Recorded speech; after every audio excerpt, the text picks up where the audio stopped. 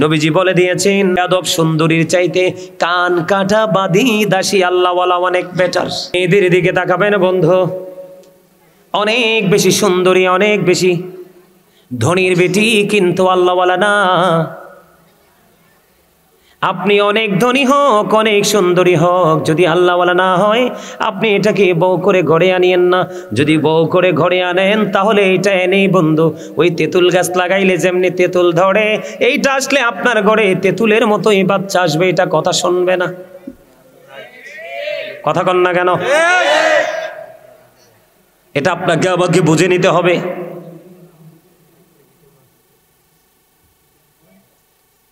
স্বামী স্ত্রী এমন একটা নেয়ামত, তাদের মাধ্যমে পৃথিবীতে নেক্সট প্রজন্ম একটার পর একটা আসতে থাকে। তাদের মধ্যে যদি বন্ধু আদব কায়দা নিয়ম নীতি না থাকে তাহলে কিন্তু কখনোই বন্ধু ভালো কিছু আশা করা যায় না। আমাদের দেশের স্বামী স্ত্রীর মধ্যে গন্ডগোল আছে না নাই? এখন ম্যাক্সিমাম ঘরে ঘরে বন্ধু স্বামী স্ত্রীর গন্ডগোল। আল্লাহ কোরআনে বলেছেন আশিরুহুন্না বিল মারুফ। আল্লাহ রাব্বুল আলামিন বলে দিয়েছেন তোমরা তোমাদের স্বামী স্ত্রী মিলেমিশে তোমরা তোমাদের স্ত্রীদেরকে নিয়ে সৎ এবং সুন্দরভাবে জীবন যাপন করো। কি কইছে? তোমরা তোমাদের বিবিদেরকে নিয়ে কি করো? সৎ ব্যবহারের মাধ্যমে জীবন যাপন করো। এখন কি আমরা কি করি? কথা বলেন, করি? করি না। এই করি না এই কারণে আমরা জানি না, এই জন্য। আমার দিকে তাকানো বন্ধু, আগে আমি পুরুষদেরকে নিয়ে আলোচনা করি। আমাদের পুরুষদেরও বন্ধু দোষের শেষ নাই, আছে না নাই? পুরুষের দোষের শেষ নাই। বলে হুজুর কেমন দোষ?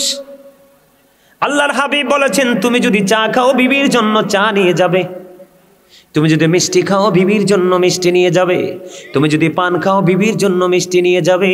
তুমি স্বামী হিসাবে যতটুকু কষ্ট করো তার চাইতে তোমার বিবিও কম কষ্ট করে না।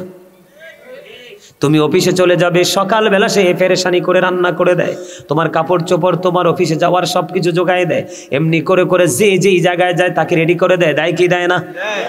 এই জন্য নবীজি বলেছেন তোমার উপর, তোমার বিবির উপর, তোমার উপর, দুজনের উপর দুজনের অধিকার রয়েছে। তোমরা কি করো? একজন তুমি যেটা করবে, তোমার জন্য কোনো কাপড় কিনলে বিবির জন্য কাপড় কিনো। তোমরা মনে রাখবে আল্লাহর হাবিব বলে দিয়েছেন নারীদেরকে বাঁকা হাড্ডি দিয়ে তৈরি করা হয়েছে। কি দিয়ে? পাঁজরের বাঁকা হাড্ডি দিয়ে নারীদেরকে তৈরি করা হয়েছে। নারীদের চিন্তা বাঁকা বাঁকা। আল্লাহর হাবিব বলে দিয়েছেন বউ যদি 100টা ভুল করে, কয়টা? আল্লাহর হাবিব বলেছেন বিবি যদি 100টা ভুল করে তুমি 99টা ক্ষমা করে দিও, আর একটা ভুলের জন্য তাকে শাসন করিও। কারণ একেবারে ফেলে যদি রাখো তাহলেও হবে না, আবার যদি বেশি বেশি দোষ ধরতে থাকো তাহলেও সংসার টিকবে না, ভেঙে ফেলতে হবে। এটা হলো পুরুষের দায়িত্ব। কে বলেছে? আল্লাহ রাসূল বলেছেন। কথা কয়টা? 100টা অন্যায় করলে 99টা মাফ করে দিবেন, একটার জন্য তাকে শাসন করবেন।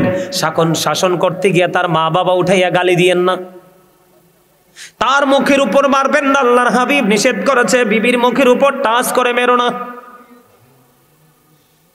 এখন আপনি মনে মনে ভাবলেন হুজুর আমি আমার বিবিকে সর্বোচ্চটা দিয়ে ভালোবাসি, কিন্তু সে তো আমার মাকে ভালোবাসে না বা মায়ের সাথে কোনো ধরনের মিলমিশ হয় না, মাকে আপন করে নেয় না। সেই ক্ষেত্রে নবীজি বলেছেন তুমি চেষ্টা করো তাকে ভালো করার জন্য। যদি সে ভালো না হয় তাকে সসম্মানে কি করে দাও? তালাক দিয়ে দাও। কি দিয়ে দাও? তারপর মারামারি করা যাবে না, ঝগড়া করা যাবে না, কলহ সৃষ্টি করা যাবে না। কিন্তু বন্ধু বিবি এবং মায়ের মধ্যে যদি দ্বন্দ্ব চলে মাকে কিছু বলা যাবে না। কারণ আল্লাহ বলেছেন, আমার আগে যিনি আলোচনা করেছেন তিনি ওই আয়াতটা তেলাওয়াত করেছেন, ওয়াবিল ওয়ালিদাইনি ইহসানা। কথা কি বুঝতে পারছেন আমার বন্ধুরে? আমাদের মধ্যে সমস্যার শেষ নাই। আমাদের যারা ম্যাক্সিমাম পুরুষরা কিন্তু বিবিকে মোহরানা দেয় না।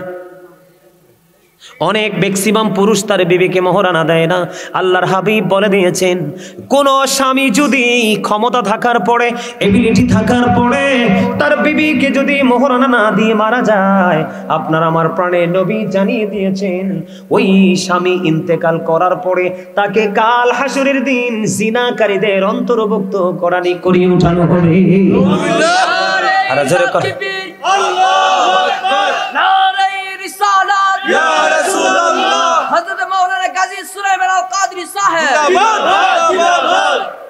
মারহাবা বলেন। আমার কথা আপনারা বুঝতে পারছেন নি? আপনি সারা জীবন কিন্তু স্বামী স্ত্রীর সম্পর্ক করে গেছেন, আপনি আপনার অহংকারের কারণে, অহমিকার কারণে আপনি আপনার বিবিকে ন্যায্য প্রাপ্যটা আপনি বুঝাইয়া দিলেন না। আল্লাহর হাবিব বলে দিয়েছেন, তুমি অপেক্ষায় থাকো, তোমার জন্য জাহান্নাম বরাদ্দ। কাল হাসরের ময়দানে জিনাকারীদের অন্তর্ভুক্ত করে তোমাকে জাহান্নামে তোলা হবে। জোরে জোরে কন্যা। এখন বিবির মোহরানা আটকায় রাখবেন নি? হ্যাঁ, আটকায় রাখবেন? এবার আসেন, আমাদের সমাজের মধ্যে কিছু ক্যারেক্টারলেস মেন অথবা পিপল আছে না নাই? চরিত্রহীন আছে না?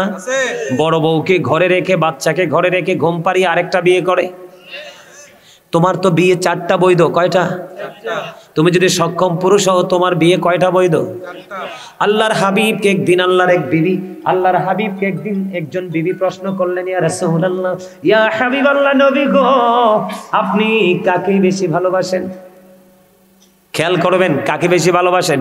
নবীজি ওই বিবিকে একটা খেজুর দিলেন। কয়টা খেজুর? একটা খেজুর দিলেন। নবীজি বললেন, তোমাকে যে খেজুর দিছি ওটা আরেকজনকে বলিও না। এমনি করে করে করে করে বন্ধু একটা একটা একটা একটা করে সবগুলো বিবিকে একটা একটা করে খেজুর দিলেন।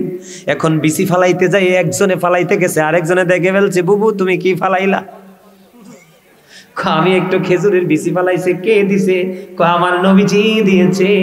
এমনি করে করে করে করে নবীর যতগুলো বিবি সবাই দেখে একটা একটা করে খেজুরের বিচি ফালায়। তার মানে সকল বিবি জানতে পেরেছে আমার নবী রাহমাতাল লিল আলামিন কাউকে কম কাউকে বেশি নয়, আমরা সকলকেই সমানভাবে ভালোবাসি। আমরা সেই নবীর উম্মত হয়েছি, কিন্তু সেই নবীর আদর্শকে ধারণ করতে পেরেছি? পারি নাই। বন্ধুরে আমার, আমি আপনাদেরকে বলি, একজন বিবি কি করলো, একজন স্বামী কি করলো? বড় বউকে ফেলে ছোট বউকে বিয়ে করলো। এখন ছোটটারে বিয়ে করার পরে বড়টার কোনো খবর রাখে না, খোঁজ রাখে না। আছে না নাই? আপনাদের এই তেতুয়ারাতে আসেনি? আমার তেতুয়ারা তো আছে। ওটা এটা আবার কি কথা? হ্যাঁ, কত জঘন্য খবর দেখেন। আল্লাহর নবী, আপনার আমার প্রাণের নবী রাহমাতুল লিল আলামিন, তিনি বলে দিয়েছেন, বন্ধু, একটা বিবিকে রেখে তুমি আর একটা বিবি বিবাহ করলে, এখন তোমার সব অধিকার দ্বিতীয় বিবিকে দিয়ে দিলে, বড় বউকে তুমি বঞ্চিত করে দিলে। নবীজি বলেছে, স্বামী হয়েছো, যোগ্য স্বামী হতে পারোনি, কাল হাসরের ময়দানে তোমাকে অর্ধাংশ কুজু করে উঠানো হবে। জোরে জোরে কন্যা নাউজুবিল্লাহ। আপনারা মনে রাখবেন, আল্লাহর হক যদি নষ্ট হয়, আল্লাহ চাইলে আপনাকে ক্ষমা করে দিতে পারে, কিন্তু বান্দার হক নষ্ট করলে সে ক্ষমা না করা পর্যন্ত আপনার উপায়। ঠিক কিনা বলেন? এখন দাম্পত্য জীবন সুখের করা লাগবে কি লাগবে না? এখন করতে হলে কি করতে হবে? ইসলামের আইন মানতে হবে। বন্ধুরে, আবার আমি একটু বিবিদের কাছে যাব, স্ত্রীদের কাছে যাব। কারণ এখন আমাদের সমাজে একটা জিনিসের প্রচলন বেশি বেড়েছে। কি? সেটা হলো জামাইয়ের পকেটের টাকা নিয়ে বাবার বাড়ি পাঠায়। আছে না নাই? সুযোগ পাইলে আবার ঘুরাইয়া স্বামীকে দেয়। স্বামী যদি সময় মতো দিতে না পারে, স্বামীকে অনেক অপমান অপদস্থ করে।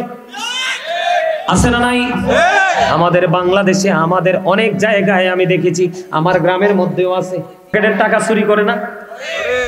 স্বামীর পকেট থেকে যদি কোনো বিবি টাকা নেয়, এটাকে চোর বলা যাবে না, এটা প্রেম। কথা কয় না? আছে না নাই?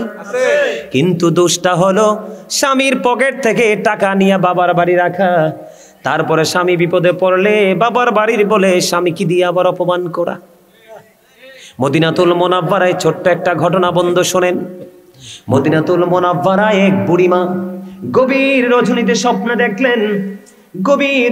স্বপ্নে দেখলেন তার মেয়ে মারা গেছে, মেয়ের স্বামী পৃথিবীতে আছে। ওই বুড়িমার মেয়ে পৃথিবী ছেড়ে চলে গেছে। এখন ওই বুড়িমা গভীর রজনীতে বন্ধু স্বপ্নে দেখলেন, তিনি স্বপ্নে দেখলেন তার মেয়েকে জাহান্নামের মধ্যে ফেরেশতারা মাথার মধ্যে আগুনের পেরেক বসাচ্ছে, হাতের মধ্যে আগুনের বেড়ি পরিয়ে দিয়েছেন, পায়ের মধ্যে ঠিক সেম ভাবে পরিয়ে দিয়েছেন। তখন এই বুড়িমা মেয়েকে প্রশ্ন করলো, মা, তোমার এই দুর্দশার কারণ কি? মা গো, আমি জীবনে আমার স্বামীর কথা শুনিনি, আমি স্বামীর কথা অমান্য করে স্বামীর পকেট থেকে টাকা চুরি করে বাবার বাড়ি পাঠাইছি। আমি স্বামীর কথা অমান্য করে এই বাড়ি থেকে ওই বাড়ি চলে গেছি। আমি এমন কোন অপমান অপদস্থ নাই আমি আমার স্বামীকে করিনি। আমি মরার পরে স্বামীকে অপমান করার কারণে আজকে আমার এই দুর্দশা। বন্ধু, স্বামী কিন্তু বেঁচে আছে। বুড়িমার রাত পোহায় গেল, সকাল যখন হলো স্বামীর কাছে চলে গেল, মেয়ের হাজবেন্ডের কাছে চলে গেল। বাবা গো, আমার মেয়েটা তোমাকে অনেক কষ্ট দিয়েছে জীবনভর, আমার মেয়েটা পৃথিবী ছেড়ে চলে গেছে। আমি স্বপ্নে দেখেছি আমার মেয়েটা খুব খারাপ অবস্থার মধ্যে আছে, তুমি আমার মেয়েটাকে ক্ষমা করে দাও। এখন স্বামী বলতেছে না না না, আমি কোনোদিন তাকে ক্ষমা করব না।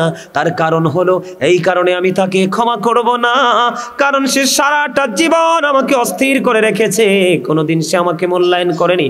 আমি যদি বলেছি ওই দিকে যাইও না, সে আমার কথা শুনেনি, ওভারটেক করে গিয়েছে। এমনি করে করে যত অবমাননা সবগুলো করেছে, আমি ক্ষমা করব না। এবার ওই বুড়ি কি করলেন, কোনোভাবেই কোনো সুযোগ না পেয়ে বুড়ি মা চলে গেলেন আপনার আমার প্রাণের নবীর কাছে। ইয়া রাসূলুল্লাহ, ইয়া হাবিবাল্লাহ, নবী গো, ও প্রাণের নবী, আমার মেয়েটা আমি দেখেছি জাহান্নামে এমন এমন বিপদে আছে। ইয়া রাসূলুল্লাহ, আমি আমার মেয়ের জামাইয়ের কাছে ক্ষমা চাইতে গিয়েছি, সে বলে দিয়েছে সে ক্ষমা করবে না। এখন সে যদি ক্ষমা না করে, ইয়া রাসূলুল্লাহ, আমার মেয়েটা ক্ষমা পাবে না, মুক্তি পাবে না। এবার আমার আপনার প্রাণের নবী ওই স্বামীকে ডাকলেন। স্বামীকে ডাকার পরে আমার আল্লাহ নবীজি বলে দিলেন, তুমি যদি তোমার বিবিকে আজকে আল্লাহর রাস্তে ক্ষমা করে দাও, আল্লাহ রাব্বুল আলামিন তোমাকে ক্ষমা করে দিবে। জোরে জোরে কন্যা সুবহানাল্লাহ। স্বামী নবীজির কথা শুনে স্ত্রীকে ক্ষমা করে দিলেন। বুড়িমা পরে স্বপ্নে দেখলেন আল্লাহ রাব্বুল আলামিন ওই মেয়েটাকে জাহান্নাম থেকে জান্নাতে অধিষ্ঠিত করেছে। সুবহানাল্লাহ। জোরে জোরে বলেন না সুবহানাল্লাহ। বন্ধুরি আমার, আমি আরেকটা ঘটনা আমি আপনাদেরকে বলি। মেয়েরা বন্ধু যদি স্বামীর কথা মেনে চলতে পারে তাদের জন্য বড় নিয়ামত। মদিনাতুল মুনাওয়ারায় বন্ধু এখনকার যুগে কিন্তু বেপরোয়াভাবে চলাফেরা করে। আমাদের আগে আমরা ছোট থাকতেও দেখছি বন্ধু, খানদানি বংশের মানুষেরা বিবিদেরকে বাড়ি থেকে বের হতে দিত না। বাড়িতে কাজের লোক রাখতো, দাসী রাখতো, ঠিক কিনা বলেন? রাখতো কি রাখতো না? দাসী রাখতো কিনা? তৎকালীন সময়ে আমার কথা শোনেন, তৎকালীন সময়ে বন্ধু আল্লাহর প্রিয় হাবিব সরকারে মদিনা তিনি বলেছেন, এক স্বামী তার বিবিকে নির্দিষ্ট সময় বেঁধে দিয়ে চলে গেলেন, আল্লাহর জন্য সফরে বের হয়ে গেলেন। যাওয়ার সময় বলে গেলেন, বিবি রে, তোমার যা কিছু প্রয়োজন আছে আমি বাড়িতে দাসী দিয়ে গেলাম, আমার কাজের লোক দিয়ে গেলাম, তার মাধ্যমে তুমি কি করবা, তোমার সকল চাহিদা তুমি পূরণ করবা, কিন্তু বাড়ির আঙিনা ছেড়ে বের হইও না। হঠাৎ করে বন্ধু একদিন খবর আসলো, তখন তার বাবা সিরিয়াস অসুস্থ, কিন্তু স্বামী তো বলেছে তুমি বাড়ি ছেড়ে যেও না। এবার নবীজির কাছে খবর পাঠালেন, ইয়া রাসূলুল্লাহ, নবী গো, আমার স্বামী নিষেধ করে গিয়েছে। নবীজির কাছে এইভাবে পাঠালেন খবর, কিন্তু আমার বাবা সিরিয়াস অসুস্থ, আমার বাবাকে দেখতে যেতে চাই, যেতে পারবো কিনা? আল্লাহর হাবিব বলেছেন, তোমার স্বামী যেহেতু নিষেধ করেছে তুমি যেও না। মেয়েটা ধৈর্য ধরলো, ধৈর্য ধারণ করে বন্ধু অবস্থান করলো, ধৈর্য ধারণ করে অবস্থান করলো। কিছুদিন পরে আবার খবর আসলো, এই মেয়েটার বাবা মারা গেছে। ইন্না লিল্লাহি ওয়া ইন্না ইলাইহি রাজিউন। তখন আবার খবর পাঠালেন নবীজির কাছে। নবীজি বললেন, তোমার স্বামী এসেছে? না। তার স্বামী এসেছে? কয় না। কিন্তু স্বামী যদি না আসে অনুমতি ওভারটেক করে যাওয়া যাবে না। মেয়েটা কি করলেন না বন্ধুরে আমার, স্বামীর কথা অমান্য করলেন না, নবীজির কথা অমান্য করলেন না, তিনি তেনার বাড়িতে অবস্থান করলেন। বন্ধু, বাবা মারা গেল, কাফন দাফন সব হয়ে গেল। গভীর রজনীতে আল্লাহর প্রিয় হাবিবের কাছে খবর চলে আসলো, নবী গো, আপনি জানিয়ে দেন ওই মেয়েটা আপনার কথা মান্য করেছে এবং স্বামীর হুকুম মান্য করেছে, এই কারণে আমি তার বাবাকে জান্নাতে দিয়ে দিয়েছি। জোরে জোরে কন্যা সুবহানাল্লাহ। বন্ধুরে আমার, আমি আপনাকে বলি, বেপরদাশীল স্বামী স্ত্রীর মধ্যে একটা মধুর বন্ধন, সুসন্তান পৃথিবীতে আসার বেশি সম্ভাবনা বয়ে আনে। আমি আপনাদেরকে বলে বন্ধু, স্বামী স্ত্রীর সম্পর্কটা কেমন হওয়া লাগবে? আপনার ধরেন গভীর রজনীতে স্বামী বিছানায় চলে গেল, স্বামী স্ত্রী বিছানায় চলে গেল, কিন্তু স্বামী যখন স্ত্রীকে ডাকবে, স্বামী যখন স্ত্রীকে ডাকবে কাছে আসার জন্য, কিন্তু স্ত্রী তার স্বামীর ডাকে সাড়া দিল না, মুখটাকে উল্টো দিকে ঘোরায় দিল। আল্লাহর হাবিব বলেছেন, যখন সে স্বামীর ডাকে সাড়া না দিয়ে মুখটাকে উল্টো দিকে ঘুরিয়ে দিল, আল্লাহর প্রিয় হাবিব সরকারে মদিনা তিনি বলে দিয়েছেন, বন্ধুরি আমার, ওই তখন থেকে সারা রাত পর্যন্ত ওই মহিলাটাকে লানতের ফেরেশতা শুধু লানত দিতে থাকলো। বন্ধুরি আমার, আপনারা জানেননি সবচেয়ে বেশি রান্নার ক্ষেত্রে সবচেয়ে রিস্কের রান্না কোনটা? কি? দুধ। দুধের পক্ষে কে কে হাত তোলেন? আরে বেটা ডর আসনি, হেসে তো দুধে তো আর তুলতে ভয় পায়। সবচেয়ে রিস্কের রান্না, কারণ আমি আমার মায়ের সাথে অনেক দুধ জাল দিছি। ও মা হাসে, ছেলে হলে কি মারে সাহায্য করতে পারে না? এমন কোনো হেল্প নাই আমি আমার মারে করি নাই। দুধ এমন একটা জিনিস বন্ধু, এটা কিন্তু উতরাই যদি ভালো করে কন্ট্রোলিং এ রাখা যায় না, উতরাইয়ে পড়ে যায়। বলে হুজুর দুধের কাছে কেন আসলেন? হাদিস শরীফের মধ্যে এসেছে, নবীজি বলে দিয়েছেন স্বামীর কদর বোঝানোর জন্য, স্ত্রীর কাছে স্বামীর মর্যাদা বোঝানোর জন্য, একটা স্ত্রীর কাছে তার স্বামী কতটা দামি সেটা বোঝানোর জন্য নবীজি বলে দিয়েছেন, একটা নারী যদি চুলার মধ্যে দুধ বসায়, দুধ রান্না করা অবস্থায় থাকে, আর এই অবস্থায় যদি তার স্বামী ডাক দেয়, একটা সেকেন্ডও দেরি করতে পারবে না। স্বামীর ডাকটা দিতে দেরি স্বামীর কাছে চলে যেতে হবে। দুধ পরে সব ছাই হয়ে যাক, তারপরও স্বামীর কে আগে সারা দিতে হবে। জোরে জোরে সুবহানাল্লাহ। আমার দাদা ভাইরা আসেনি, এনে অনেকে ফান খায় না, দাদি আসেনি, দাদার দাদি আছে না? হ্যাঁ, আমার নবীজি কইতেছে কি জানেননি, যদি পান খাই অভ্যাস হয় দাদা দাদু দুজনে পান খাবেন, যদি চা খাওয়ার অভ্যাস হয় দুজনে একসাথে বসে চা খাবেন। নবীজি জানিয়ে দিয়েছেন স্বামী স্ত্রী দুজনে 1 ঘন্টা সময় বা কিছু সময় তারা যদি প্রেমের আলাপ করতে করতে পান খাক, দুধ খাক, চা খাক, কফি খাক, যেটাই খাক, নবীজি বলে দিয়েছেন 1 ঘন্টা বা কিছু সময় যদি তারা একসাথে বসে স্বামী স্ত্রী প্রেমের আলাপ করে, মহব্বতের আলাপ করে, তাদের আমল নামায়, দুজনের আমল নামায় 1 বছরের নফল ইবাদতের সওয়াব দেওয়া হয়। এখনকার স্বামী স্ত্রী তো ইঁদুর বিড়ালের মতো, ম্যাক্সিমাম এরকম না? ম্যাক্সিমাম স্বামী স্ত্রী এখন কিসের মতো? ইঁদুর এবং বিড়ালের মতো। নাকি ভুল বললাম? আরো জোরে। আমি দেখছি এক সময় আমার নিজের চোখে এক বউ, নতুন বউ আইছে শ্বশুর বাড়ি, তা আমি গেছি বউ চাইতাম, ছোট তো বড় ইয়ে না বুঝছি, বউ চাউন যে বালা না জায়েজ নাই। বউ চাইতে গেছি বুঝছেন, বউ চাইতে যাইয়ে দিই বহু ট্যাঙ্কের উপরে ঠ্যাং দিয়া সিগারেট টানে টোকা মাইরা। নাউজুবিল্লাহ কোন না? আরো জোরে। হেতে পুলিশ, হেতে সেকেন্ড ওয়াইফ। কথা কি কইছি বুঝতে পারছেন? এক্সাম্পল দিলাম, এক্সাম্পল। বিশ্বাস হয় না আপনাদের? ওমা, আপনারা কে কে আমার কথাটা বিশ্বাস করছেন হাত তুইলা দেখান তো সোজা কইরা। আমি আবার অন্য বক্তাদের মতো কাল্পনিক গল্প বানাইয়া বলার বক্তা না, আলোচক না। যতটুকু বলি কোরআন হাদিস থেকে বলার চেষ্টা করি। আপনারা সবাই হাত তোলেন নাই, বিশ্বাস হয় না এই কথাটা। আমি নিজের চোখে দেখছি, এ মোটা সুন্দর। আমি কই এটা সিগারেট খানা হিকলু করতে আছে না নাই? আপনার এখনো আমাদের মাঝে খুঁজতে এরকম বউ পাওয়া যাবে? ও বন্ধু, এইরকম ভাইরাস মার্কা মহিলা বউ বানানো যাবে না। একটা যদি এক বাড়িতে ঢুকে পুরো বাড়ি নষ্ট করে দিবে। কথা কি বুঝতে পারছেন? এই জন্য আমি আপনাদেরকে বললাম, বেপরদাশীল স্বামী স্ত্রীর মধ্যে কখনোই মিল হয় না, তাদের মধ্যে কখনোই নমনীয়তা, নম্রতা, ভদ্রতা থাকে না, থাকেনি। আপনাদের এলাকা তো বর্ডার সেট নেই, এদিক দিয়ে বর্ডার না, বিবির বাজার বর্ডার এদিক দিয়ে তো। আপনাদের এদিকে মটট খায়নি কেউ? গাঁজা টাজা খায়নি? খায়? বাবা খায়? নেশা করে? নেশা করে?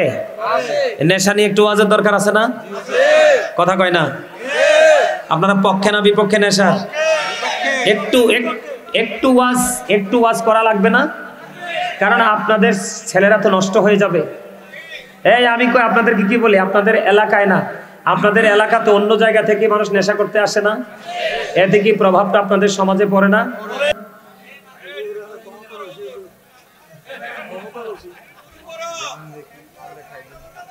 কেন বলছি জানেন? আমার কথা শোনেন। যে অন্যায় করে এবং যে অন্যায়কে প্রশ্রয় দেয় দুজন সমান অপরাধী। কে? আমরা তো মুসলমান, আমরা কি? এই কাজ তো আমাদের কাজ না, এই কাজ হচ্ছে বেঈমান কাফেরদের কাজ। এই কাজ কার কাজ? এটা আমরা মুসলমানদের কাজ। আমি আপনাদেরকে বলি, এটাকে আপন করবেন নাকি এটাকে বয়কট করবেন সেটা আপনারা সিদ্ধান্ত নেবেন। এদিকে তাকান, আল্লাহ রাব্বুল আলামিন পবিত্র কালামে হাকিমে বলেছেন, বলবো, ইন্নামাল খামরু ওয়াল মাইসিরু ওয়াল আনসাবু ওয়াল আজলামু রিজসুম মিন আমালিশ শাইতান। এদিকে তাকান, মদ, জুয়া, মূর্তি, ভাগ্য গণনা, এগুলো ঘৃণ বস্তু, শয়তানের কাজ। কার কাজ? এগুলো কার কাজ? কে বলেছে? আল্লাহ।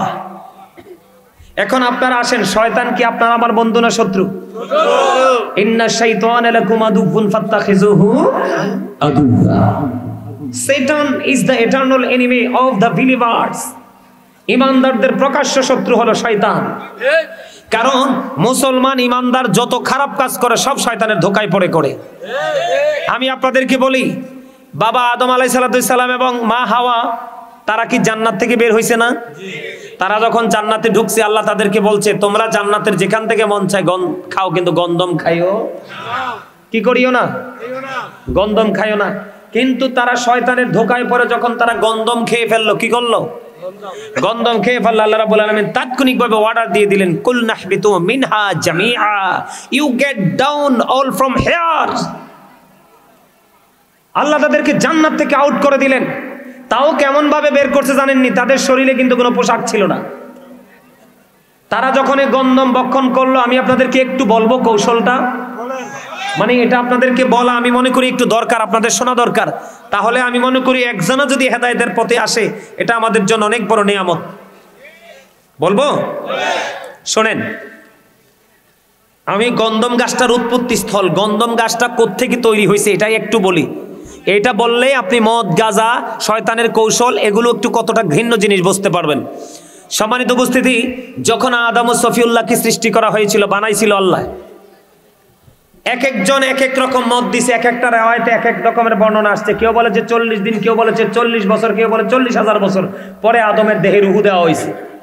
কি দেওয়া হয়েছে? আদমকে সব ফেরেশতারা দেখে দেখে দেখে দেখে প্রশংসা করেছে।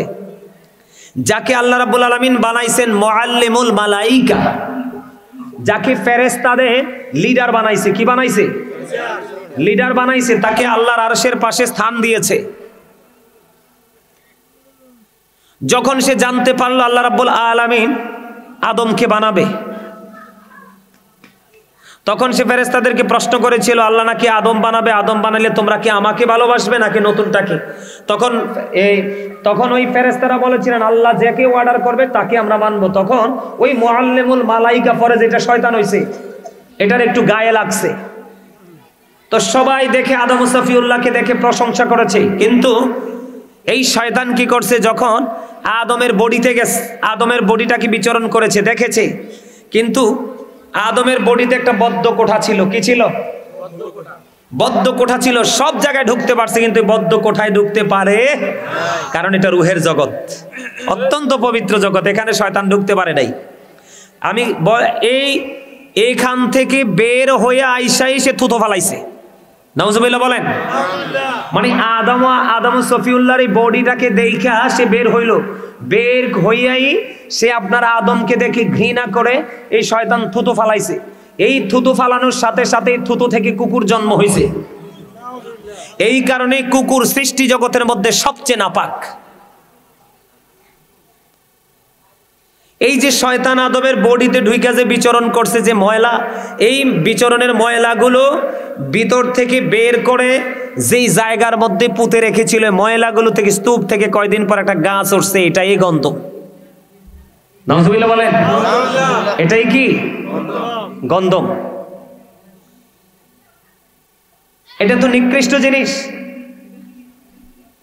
আপনার এই গন্ধমে আল্লাহ রাব্বুল আলামিন জান্নাতে যখন আদম হাওয়াকে থাকতে দিলেন, বলেছেন তোমরা যেখান থেকে মন চায় সেখান থেকে খাইও, কিন্তু গন্ধম খাইও না। শয়তান তো কোনোভাবে, কারণ শয়তান তো জান্নাতে ছিল, দেখছে, এখন তারে না ওইখান থেকে বের করে দিছে। আদম আলাইহিস সালামকে দেখে ঘৃণা করেছে, সে মানতে রাজি না, আদমকে সেজদা করতে রাজি না। আল্লাহ তাকে চির অভিশপ্ত করে তো এখান থেকে আউট করে দিল। তখন শয়তান আল্লাহকে বলেছে, আল্লাহ তোমার ইজ্জতের কসম, তোমার বান্দাকে পথভ্রষ্ট করব। কি করব? এখন সেই কাজ তো শুরু করে দিছে। এখন শয়তান তো কোনোভাবেই জান্নাতে ঢুকতে পারতেছে না। পরে অনেক কৌশলে সে জান্নাতে ঢুকলো, ঢুইকা যাইয়ে গন্ধম গাছের নিচে কান্না শুরু করছে। কি শুরু করছে? কান্না শুরু করছে। কান্নার আওয়াজ শুনে মা হাওয়া গেছে। যাওয়ার পরে মা হাওয়া যায় জিজ্ঞেস করলো, তুমি কান্দো কেন? কয় আমার কান্নার কারণ হলো এত সুন্দর সুখের জায়গা, এত সুন্দর নিয়ামতের জায়গা তোমার জন্য বরাদ্দ হলো। আমি কান্দি এই জন্য, কারণ তোমরা কিছুক্ষণের মধ্যে অথবা কিছুদিনের মধ্যে জান্নাত থেকে বের হয়ে যেতে হবে। কয় কেন রে, কেন রে? কয় আমি তো এই জায়গা থেকে বের হব না।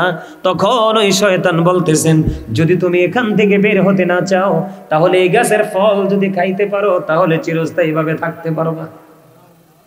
নাউজুবিল্লাহ বলেন না। এবার মা হাওয়া কি করলেন? মা হাওয়া কি করলেন? ওই গন্ধম খাইতে চাইলেন। দেখেন শয়তান কত ইন্টেলিজেন্ট। এবার ডাক দিয়ে বললেন, না না, তুমি একা থাকলে লাভ হইব কি? তোমার স্বামী যদি না থাকে, তুমি একা একা খাইও না, তুমি তোমার স্বামীর কাছে নিয়ে চলো। এবার বন্ধু আদম সফিউল্লাহর কাছে নিয়ে আসলেন। আদম সফিউল্লাহর কাছে নিয়ে আসার পরে আদম বন্ধু তন্দ্রাচ্ছন্ন ছিল, তখনই গন্ধম খাইতেছিলেন। তখনই বুঝতে পারলেন যে তিনি হারাম জিনিস খাচ্ছে। এই যে এখানে পুরুষের আসেনি একটা জিনিস, আদম এখানে টিপ দিয়ে ধরেছিলেন, তখন থেকে বন্ধু পুরুষের এটা বের হইছে। আসেনি এটা? এই জন্য আমি আপনাদেরকে বললাম, যখন এই দুজন মিলে এই গন্ধম ভক্ষণ করলো, আল্লাহ রাব্বুল আলামিন জান্নাতি পোশাকগুলো খুলে নিল। এরপরে অর্ডার করলেন, তোমরা এখান থেকে বের হয়ে যাও। জান্নাত থেকে বন্ধু বের হয়ে গেল। ঠিক তেমনি ভাবে এই পৃথিবীর মুসলমান যুগে যুগে যুগে যুগে শয়তান ইমানদারদেরকে পথভ্রষ্ট করার জন্য পায়তারা করবে।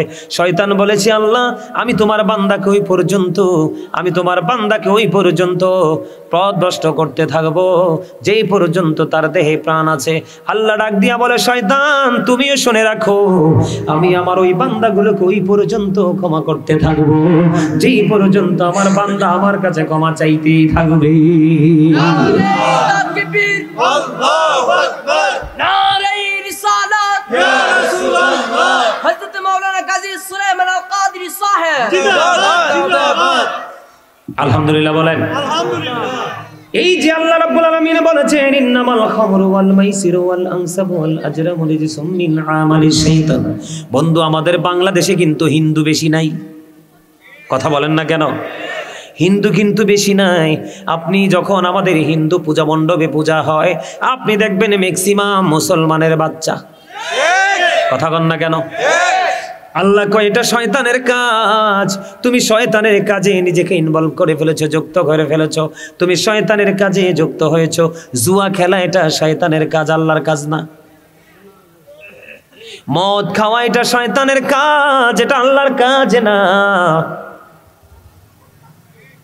আপনারা খেয়াল করে দেখেন, আমি যতগুলো বক্তব্য শুরু থেকে দিয়েছি, একটারও কি ধারে কাছে মুসলমান আছে? সবগুলো থেকে দূরে চলে গেছে। এদেরকে কি মুসলমান বলা যায়? চুপ বন্ধু, ব্যবসার ক্ষেত্রে দেখেন খালি ঠকানো, সামাজিকতার ক্ষেত্রে দেখেন ঘুষ খাইয়া বিচার করা। আর ম্যাক্সিমাম আপনাদের তেতুয়ারা গ্রামে আছে কিনা জানি না, ঘরে ঘরে বাড়ি বাড়ি সুদে ভরপুর হয়ে গেছে। দেখবেন মহিলার কাছে টাকা চাইলে কয় বুবু হারামও নাই, কিন্তু যখন সুদের কথা বলবেন বলবে আমার বড় আফার কয়টা টাকা আছে। আছে না নাই? কথা বলেন না। আমি আপনাদেরকে মদ বড় খারাপ একটা জিনিস, এটা নিয়ে বন্ধু, এটা নিয়ে একটু একটু জটিল ভাবে ওয়াজ করতে চাই। শুনবেন নি ওয়াজটা মদ সম্পর্কে? এটা বেশি বেশি সুদ সম্পর্কে কইতাম একটু। আচ্ছা কমু দেখছেন নি একটা একটা বার্তা। আচ্ছা আমি গজল গাইবো, গজল গাইবো, আমি কথা দিলাম। গজল গাইব আপনারা শুনতে পারবেন, ওয়াজটা শোনেন, এটা শোনা বেশি জরুরি। জি জি জি জি হ্যাঁ, আমাদের ছেলেরা মাদকাসক্ত কিনা?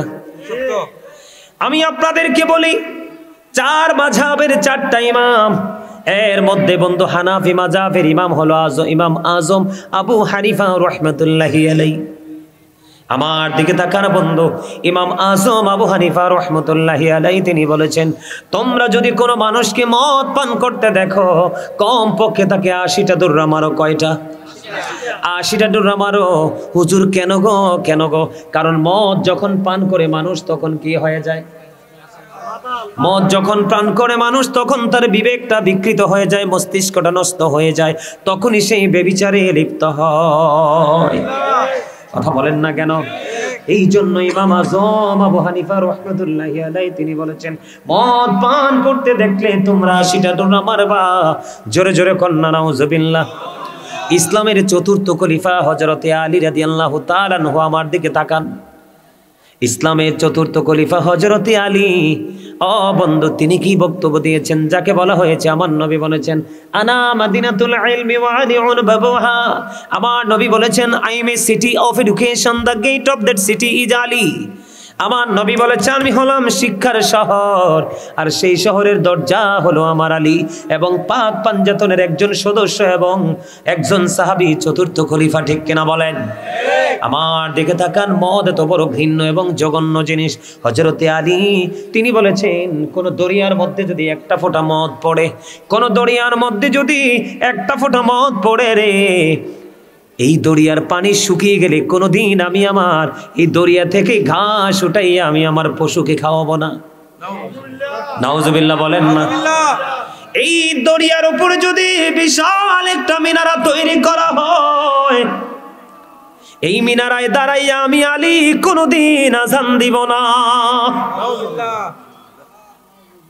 মদ এত বড় নিকৃষ্ট জিনিস, নেশা এমন একটা নিকৃষ্ট জিনিস বন্ধু, এটা সমাজকে ধ্বংস করে, নিজের ফিউচারকে ধ্বংস করে দেয়, সমাজকে ধ্বংস করে দেয়। এই জন্য সামাজিক দায়িত্ব যারা পালন করেন তারা শক্ত হাতে পালন করতে হবে। আসেনি আমাদের দেশে বন্ধুরে আমার, অনেকে মনে করে এটা ওষুধ। হারাম জিনিস কখনোই ওষুধ হতে পারে না, বরংস এটা রোগ। রোগ রোগ এটা কি? এটা রোগ। এটা কখনোই বন্ধু ভালো কিছু হতে পারে না।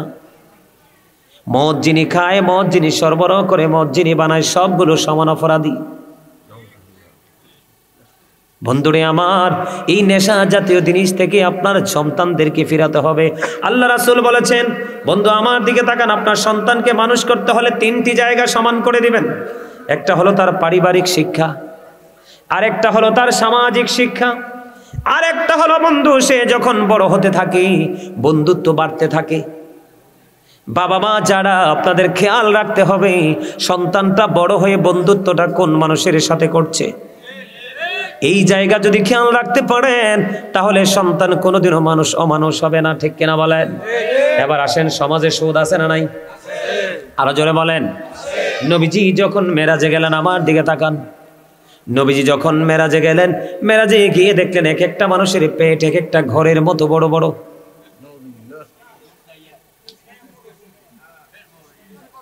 এক একটা মানুষের পেট এক একটা ঘরের মতো বড় বড়। জিব্রাইলকে প্রশ্ন করলো, ভাই জিব্রাইল এরা কারা? এবার জিব্রাইল উত্তর দিয়েছেন, ইয়া রাসূলুল্লাহ, এরা হলো দুনিয়ার সুদখোর। নাউজুবিল্লাহ। হযরতে সামুর ইবনে জুনদুব রাদিয়াল্লাহু তাআলা আনহু থেকে হাদিস বর্ণিত। আমার দিকে তাকান।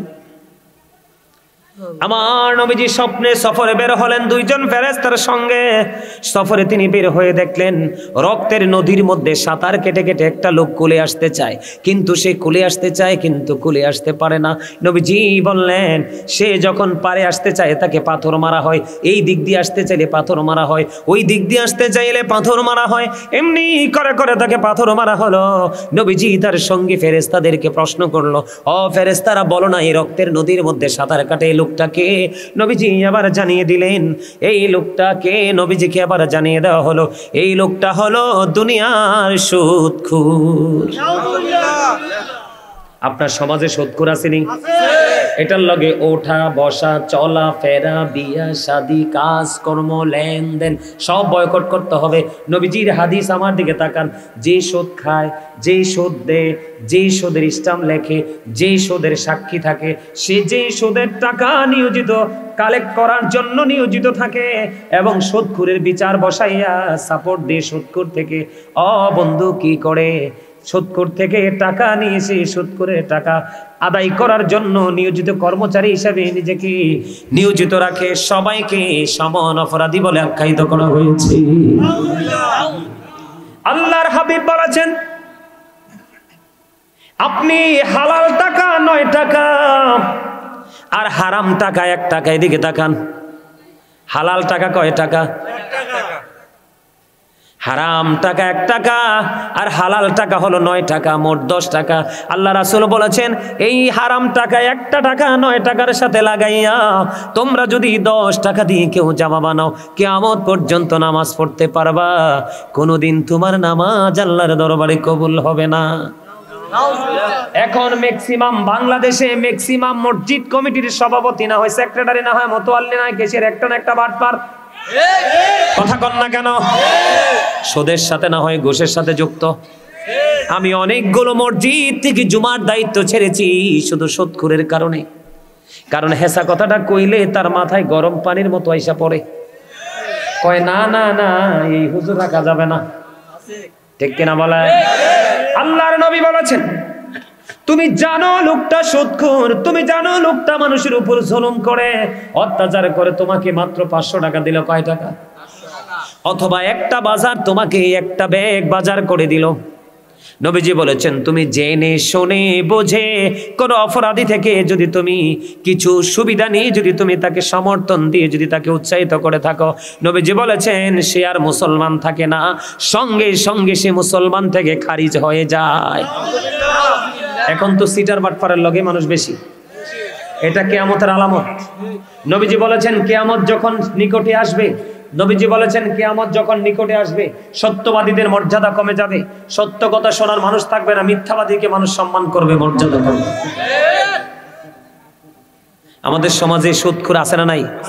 সুদের লেনদেন আছে না নাই? তো এগুলো কি করা যাবে? যাবে করা? এদিকে তাকান, আপনাদের সমাজে দুর্ব্যবহার আছে না নাই? আছে না নাই? হেসা করে কন আছে। বলবো দুর্ব্যবহার নিয়ে একটু ওয়াজ করবো। আপনাদের এলাকাতে একজন আরেকজনকে বিপদে ফালানোর জন্য রাস্তায় বেড়া দেনি, একজনের সামনে দিয়ে আরেকজনের ঘর উঠায়নি, উঠায়। এই ব্যবহার নিয়ে একটু ওয়াজ করা দরকার। আমার দিকে তাকান, বুখারী শরীফের হাদিস। আপনার আমার প্রাণের নবী কি বলেছে?